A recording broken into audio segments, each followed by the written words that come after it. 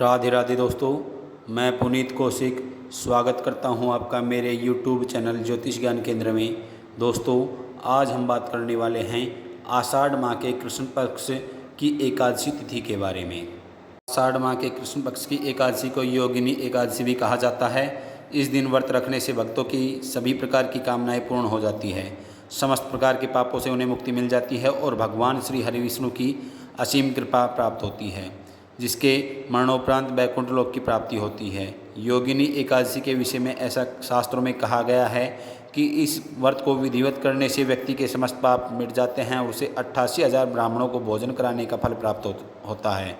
मृत्यु के बाद मृतक की आत्मा को नरक की किसी भी यातना को भोगना नहीं पड़ता है। इस व्रत को धारण करने से जो भक्त व्रत करते हैं उन्हें तो मोक्ष की प्राप्ति होती ही है, बल्कि उनके पितरों को भी मोक्ष की प्राप्ति हो जाती है।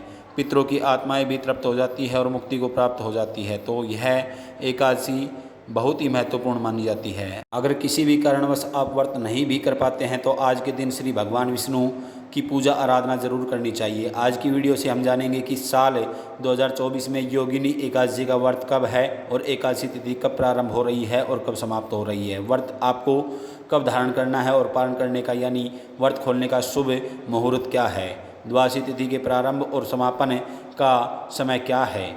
इस दिन किस प्रकार से भगवान श्री हरि विष्णु की पूजा आराधना करें और कौन सा उपाय करें कि इन मंत्रों का जप करने से कि इस व्रत का संपूर्ण फल हमें प्राप्त हो।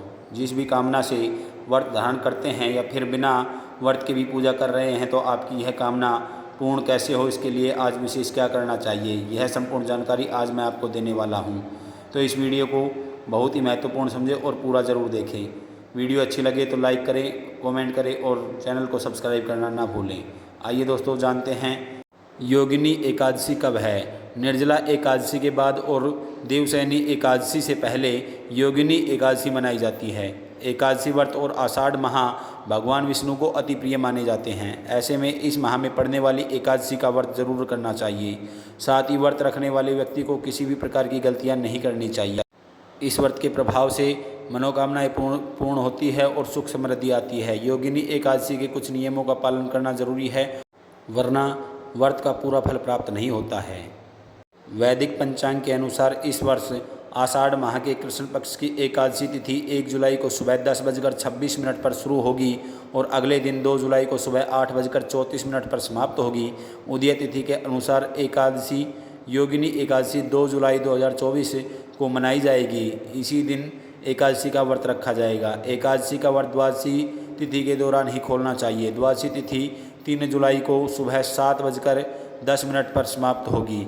योगिनी एकादशी व्रत पारण 3 जुलाई को सुबह 5:28 से सुबह 7:10 के बीच किया जा सकता है। एकादशी के दिन लहसुन, प्याज आदि का सेवन नहीं करना चाहिए। इस दिन भूलकर भी मांसाहारी भोजन का सेवन नहीं करना चाहिए। योगिनी एकादशी के दिन सभी प्रकार के व्यसनों जैसे सिगरेट, शराब आदि से भी दूर रहें।